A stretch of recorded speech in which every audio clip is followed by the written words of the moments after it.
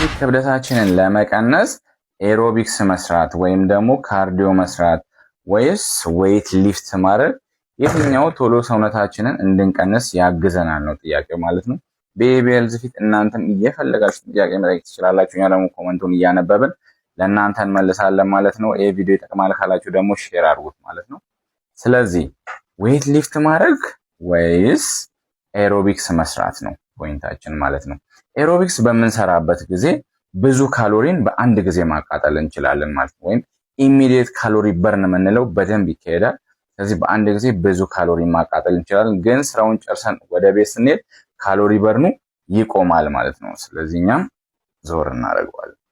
ዌይት ሊፍት በምንሰራ ጊዜ ከኤሮቢክስ ወይም ከካርዲዮ ያነሰ ካሎሪ ነው በምንሰራ ሰዓት ምናባከነው ወይም ደግሞ ምናቃጥለው ማለት ነው።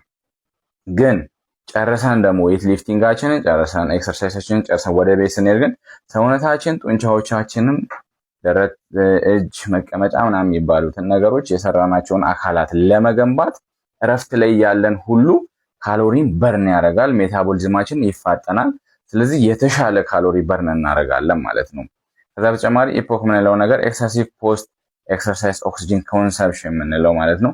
ምንድነው እሱ? ለምሳሌ አንድ መኪና ለረጅም ሰዓት ነድተ ነው ልክ ስናቆም ሞተሩን ስናጠፋ ቶሎ አይቀዘቅዝም አይደል? ለሆነ ሰዓታት ሳይቀዘቅዝ ይቆያል ማለት ነው። ስለዚህ ኢፖክም ያ ማለት ነው፣ ወይም አፍተር በርን ኢፌክት ማለት ነው። ስለዚህ ዌይት ሊፍት ስናረግ የተስተካከለ ቅርጽ እንዲኖረን ያደርጋል። ኤሮቢክስ ወይም ደግሞ ካርዲዮ ስንሰራ ደግሞ ጤናማ የሆነ የልብ አመታት፣ ጤናማ የሆነ ደም ዝውውር፣ ጤናማ የሆነ አተነፋፈስ ስርዓት እንዲኖረን ያደርጋል ማለት ነው። ፓርት 2 እና ፓርት 3 ይቀራሉ። እነኚህ 3 ክፍሎች በደንብ ካያችሁ በኋላ ውሳኔው የእናንተ ይሆናል።